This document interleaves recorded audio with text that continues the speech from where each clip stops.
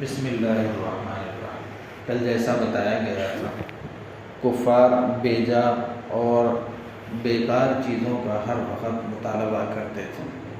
کبھی یہ کہتے کہ بھئی ہم کو ایسا لا کر بتا دیجیے کہ آپ نبی ہیں، اس طرح کوئی ہمیں آ کر بتلا دے، کوئی فرشتہ آ کر بتلا دے، یا کوئی مردہ زندہ ہو کر بتلا دے کہ آپ اللہ کی جانب سے نبی بنا کر بھیجے گئے۔ اس طرح کی بیکار باتیں اور بیکار مطالبے، بیکار سوالات، بیجا سوالات اللہ کے رسول صلی اللہ علیہ وسلم سے کرتے تھے۔ تو اس وقت اللہ رب العزت نے نبی صلی اللہ علیہ وسلم کو اس بات کا اطمینان دلایا کہ یہ لوگ، ان لوگوں کے سامنے اگر جنت کو، دوزخ کو سامنے لا کر کھڑا کر دیا جائے تب بھی یہ اپنے اندر کی شرارت کی وجہ سے ایمان نہیں لائیں۔ اسی وجہ سے فرمایا کہ بھئی ان کو اپنی شرارتوں پر رہنے دو، کہ ہر نبی کے ساتھ ہر زمانے میں شریک لوگ، دشمن لوگ اور ان کو ستانے والے، تکلیف دینے والے موجود رہیں، اور چاہیں تو ہم اپنی قدرت سے ان شریر لوگوں کی شرارت کو اور نبی کے ستانے والوں کو ہم بدلہ دنیا میں لے سکتے ہیں، لیکن ہمارا ان کے لیے ڈھیل دینا، اس کے اندر کچھ حکمتیں چھپی ہوئی ہیں۔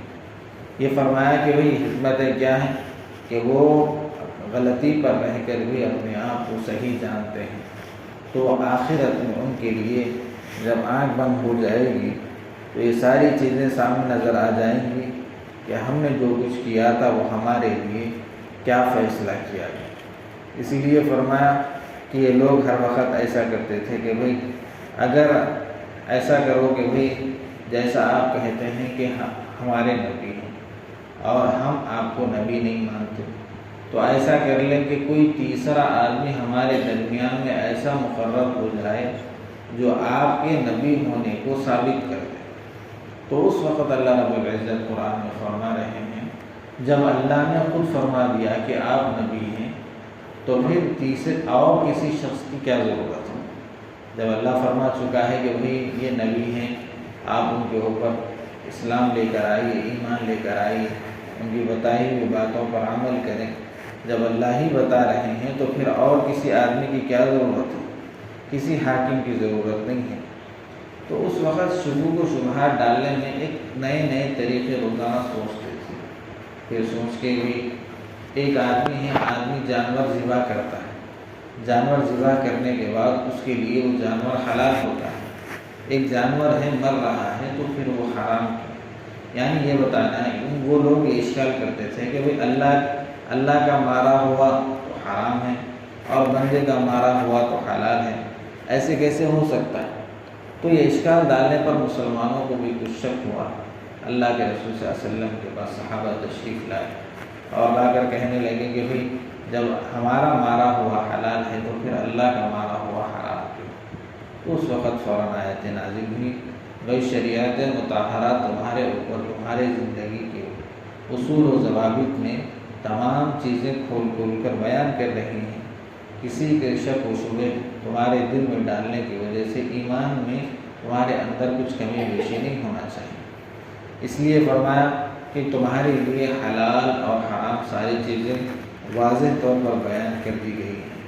اسی لیے فرمایا کہ ایک آدمی مومن ہے اور ایک آدمی کافر ہے تو دونوں برابر نہیں ہو سکتے۔ قرآن کے اندر مومن کو زندہ ہونے کی طرح بتایا گیا اور کافر کو مردے کی طرح بتایا گیا، اور یہ فرمایا کہ مردہ اور زندہ یعنی مومن وہ ہے جس کے اندر اطاعت خداوندی یعنی اللہ کی وحدانیت اور اللہ کے ایک ہونے کے یقین ہو، اور کافر وہ ہے کہ جیسا آدمی قرآن کے اندر مثال دیا کہ اس کو اچھی باتیں، ساری چیزیں، ایمان کی باتیں، اسلام کی باتیں ایسی محسوس ہوتی ہیں جیسا کہ کوئی آدمی اوپر چڑھ رہا ہے اور تکلیف اس کے اوپر بوجھ ہے تو اس کو تکلیف ہو رہی اوپر چڑھنے میں۔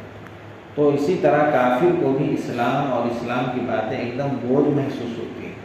کیوں؟ اس لیے کہ اس کی حرکتوں کی وجہ سے اس کو برے اعمال میں اللہ رب العزت نے پھنسا دیا ہے۔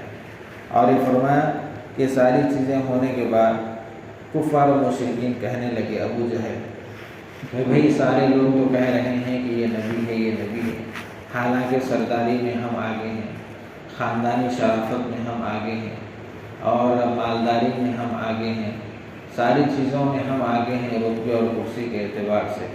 اگر نبی ہونے کا حق ہوتا تو پہلے ہم کو بنا دیا جاتا، محمد صلی اللہ علیہ وسلم محمد ابن عبداللہ کو کیسے بنا دیا گیا؟ تو فوراً اللہ رب العزت قرآن کے اندر اتارے، خاندانی شرافت کی وجہ سے، سرداری کی وجہ سے، کرسی اور عہدے کی بنیاد پر اللہ رب العزت کسی کو نبوت سے سرفراز نہیں کرتا، بلکہ اللہ جس کو چاہتے ہیں اس کو نبی بناتے ہیں۔ اللہ رب العزت کے نظر میں جس کے ساتھ وہ معزز ہیں اور جس کو وہ چاہتے ہیں وہی اس کو نبی بناتے ہیں۔ اسی وجہ سے فرمایا کہ جس شخص کو ہدایت کر دینے کا ہم ارادہ کرتے ہیں تو ہم اس کے لیے سینہ کھول دیتے ہیں، اور جس کو گمراہی پر رکھنا چاہتے ہیں اس کو سینہ تنگ کر دیتے ہیں۔ اور سامنے تمہارے قرآن کریم ہے، اور ایک کھلی ہوئی تمہارے لیے معجزہ اور دلیل ہے، اور ایک سیدھا راستہ ہے۔ جو آدمی عمل کرنا چاہے کر لے، جو آدمی مکرنا چاہے تو وہ اپنے لیے سزا دنیا اور آخرت میں تیار کر رہا ہے۔ اس طرح کی بات بتائی۔ اللہم